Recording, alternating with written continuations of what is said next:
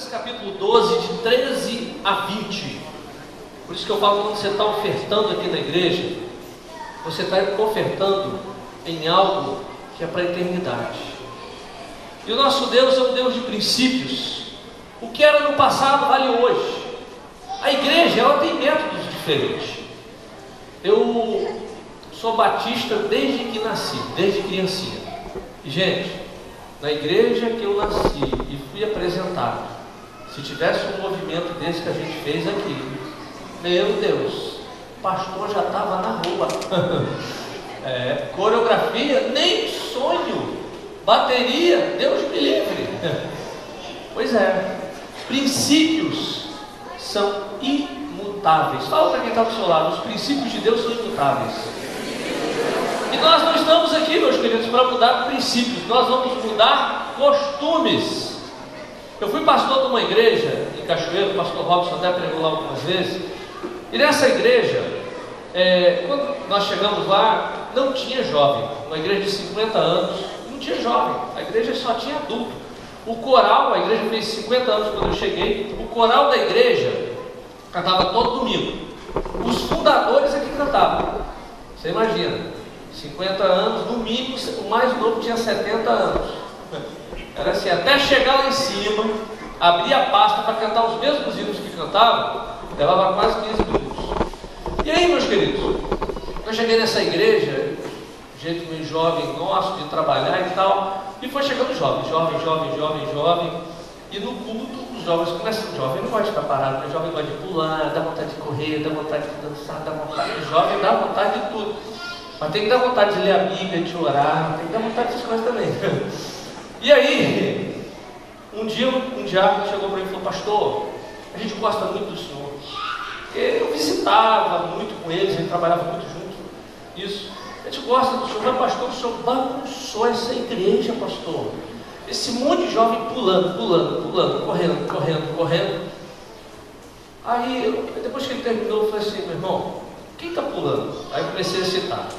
O senhor tem 5 netos que estavam fora da igreja. Quem está pulando? É o Tiago, é o João, é o fulano. Esse aqui está no contrabaixo, esse aqui está na bateria. Nós construímos uma igreja agora para a próxima geração.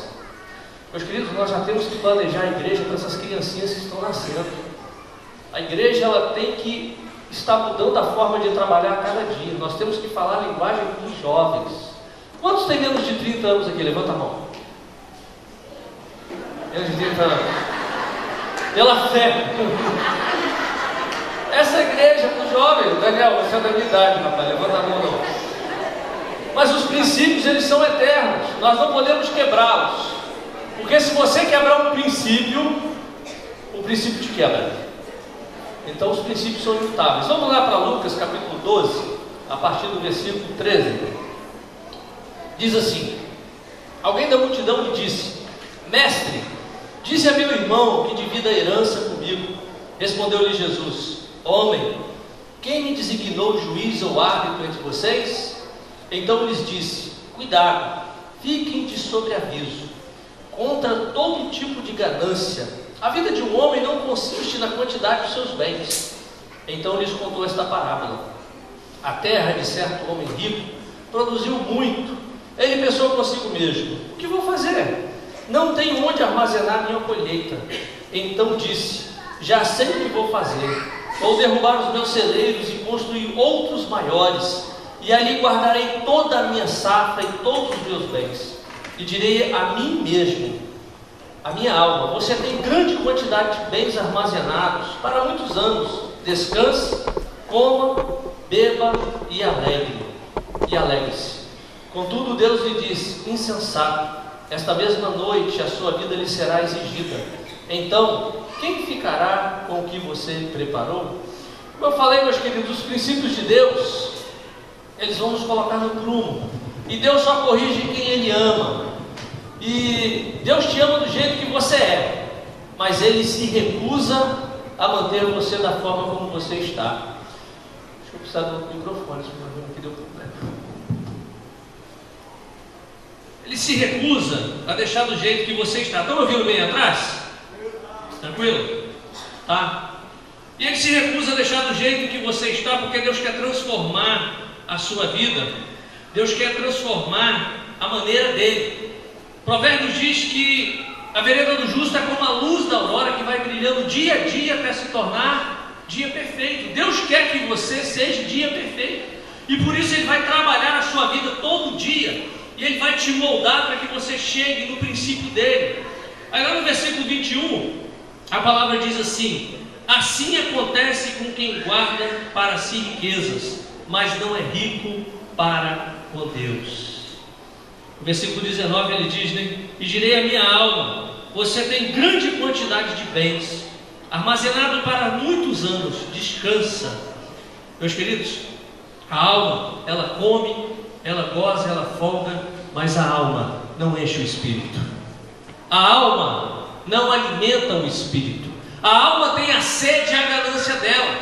E muitas das vezes a pessoa está com a alma cheia de prazeres, cheia de lazer, mas o espírito está vazio. Então, o que eu estava observando esses dias, estava lendo um livro, e o autor estava fazendo uma triste comparação. Segundo ele, mais de 80% dos presos já estiveram em alguma igreja. E ele foi mais longe, ele falou: mais de 40% dos presos tem nome bíblico. Tem reis como Davi, profetas como Samuel, está cheio de apóstolos: Lucas, João, Marcos, Paulo, até Obadias, Abacuque está na prisão. Nós vivemos uma geração que os valores e os princípios de Deus não estão realmente no espírito do homem. A alma está cheia, ela come e folga, mas ela não se responsabiliza pelo espírito. E o destino, o seu destino, é definido pelo espírito. Porque quem vai definir para onde você vai passar a eternidade é quem? Quem? É o espírito.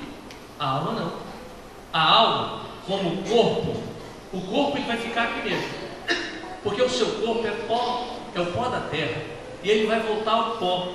Agora, aquilo que é de Deus, o seu espírito, ele vai voltar para Deus. O corpo, quando ele é dirigido pela carne, pelo pecado, ele se sacia com a terra, afinal ele é pó, e o pecado deixa você na lama. O cara que usa droga hoje, amanhã ele vai ter que usar de novo, e outra vez, porque a alma vai ter necessidade de prazer. Agora quem se alimenta com o espírito, esse está cheio da presença de Deus. Amém? Quem se alimenta com o espírito está cheio da alegria que somente Deus pode dar. E meus queridos, enquanto você não colocar realmente o seu espírito a serviço de Deus, é o seu corpo que vai dar e determinar o seu destino. E algo que eu tenho aprendido, que nós podemos fazer muitos cursos, isso é bom, mas só tem um jeito de você aprender a lidar com o ser humano. Você pode fazer psicologia. Eu já vi pessoas que já são PhD em psicologia, mas não têm relacionamento com os filhos, não amam. Você só vai aprender sobre amor com Deus, porque Deus é amor. Deus, a essência de Deus, a eternidade de Deus, tudo em Deus é amor. E muitas das vezes nós estamos pegando atalhos. Esse homem aqui da parábola, o rico, o insensato, ele pede para que Jesus intervenha numa divisão de bens. Meus queridos, ele pediu uma pessoa errada. Deus ama quem dá com quem mesmo? Alegria. Pois é, o cara ia querer dar com alegria? Não ia dividir mesmo com alegria. Então pediu para o cara errado. Deus não ia dar esse negócio, com certeza.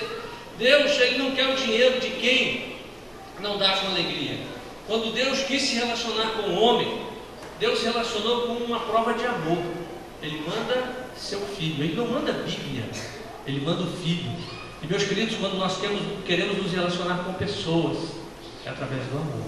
E o amor é um negócio muito doido. A Bíblia diz que o amor é paciente, que o amor é sofredor, que o amor não se porta inconveniente, que o amor tudo padece.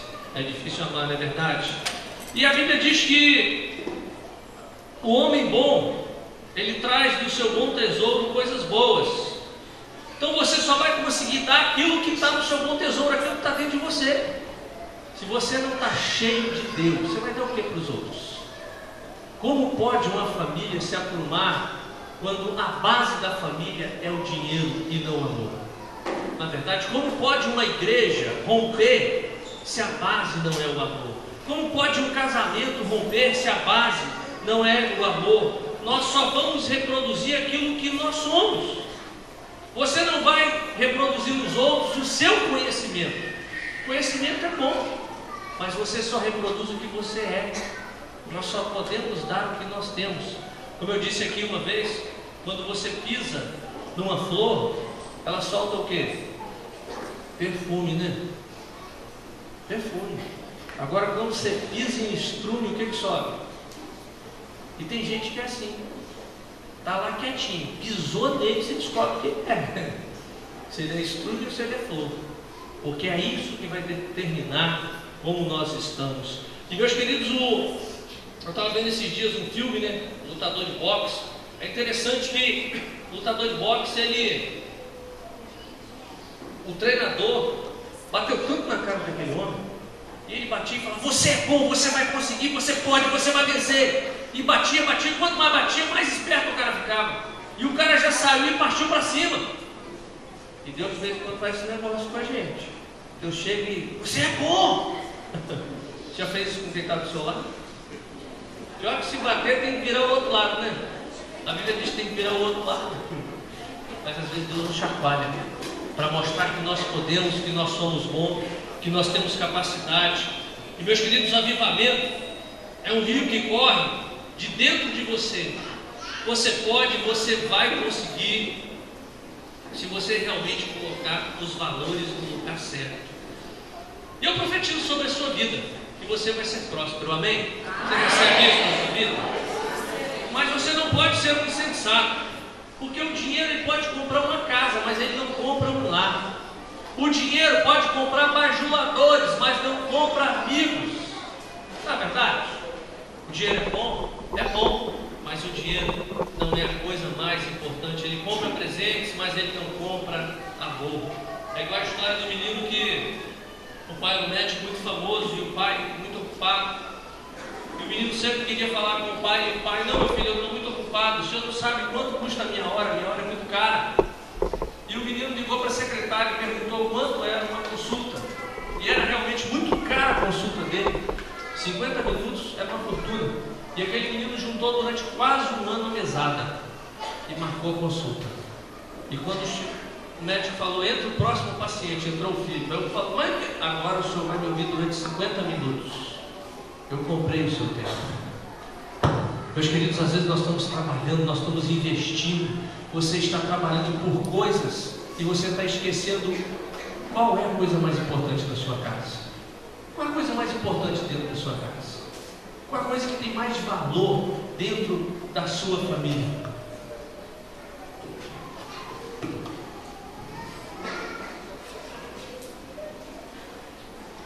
Ajustes técnicos. Então o nosso Deus, Ele quer que você prospere. Mas Ele não quer que você se torne um insensato. Amém? Eu quero profetizar sobre você. Você que tem salão de beleza, levanta a sua mão. Prospera, você vai prosperar. Prospera muito cliente na sua mão. Você prospera. Em nome de Jesus, você vai ter muito cliente. Quem trabalha com vendas? Que Deus faça você prosperar muito. Até quem está vendendo plano funerário, Deus faça você prosperar. Você que é empregado, que Deus faça você prosperar muito aonde você está. Porque, meus queridos, a prosperidade, você que é empresário, que a sua empresa bata todas as metas, amém? Mas o que você não pode deixar é que o dinheiro domine a sua vida, porque isso vai determinar até onde você vai. E aí, se você caiu, volta, conserta. Uma coisa que eu tenho aprendido é que a carne, ela precisa ser mortificada todo dia. Não tem conserto para a carne. Você que é dependente químico, não tem conserto. Você tem que mortificar a carne. Você que tem tendência a adultério, Não tem conserto, você tem que mortificar a sua carne. Você que é mentiroso, tem conserto não. Você tem que mortificar a sua língua. Dá uma mordida dela. Quem é mentiroso? Dá uma mordida dela aí. Você tem que mortificar a sua carne. Não é na sua língua, não é do outro não. É a sua língua. Eu estava lendo um livro e o cara disse o seguinte: olha, você quer ir longe? Mire as estrelas. Se você errar, você vai acertar a lua. Meus queridos, na vida espiritual nós temos que mirar lá no alto para acertar onde Deus quer. Os projetos de Deus para você são grandes. Agora você não pode viver uma vida tão preocupada com as coisas materiais, porque muitas das vezes nós estamos reclamando daquilo que está tão fácil na nossa mão. Eu estava pensando essa semana, pastor, não sei se lá no sul foi assim na sua vida, mas tem gente que estudou aqui comigo, com Mascarenhas de Moraes. Quem é da DM aí? Pode se manifestar, rapaz. Tem uma galera aí que... A galera de 1900 e... vai 13 anos, isso deve estar muito comigo. Gente, tinha dia que não tinha merenda. Biscoito, bolacha era coisa rara. E hoje os meninos escolhem e reclamam. Faz movimento porque o achocolatado não é o que ele queria. Tem gente que é saudosista e fala assim: antigamente era melhor. Era melhor? Pode ter sido para você, para mim não foi não. Não agradece a Deus do que tem hoje. Reclama do que tem. Reclama da TV a cores, tela plana. Meus queridos, lá em casa era uma tal de Colorado RQ, a válvula. E tinha dia que tinha que dar tapa na televisão para ela pegar. Aí a imagem afirmava. Você não se lembra disso porque você era do tempo do transistor? Mas era assim. Blackout geral na janela, você botava um cobertor na janela para ficar escuro para dar imagem. Você lembra disso? É verdade. Aí hoje reclama, pastor, eu queria uma de 50 polegadas, 32 não me satisfaz. Gente, a gente com uma de 14, a gente se matava de felicidade. Você tem que aprender a ter satisfação com o que você tem.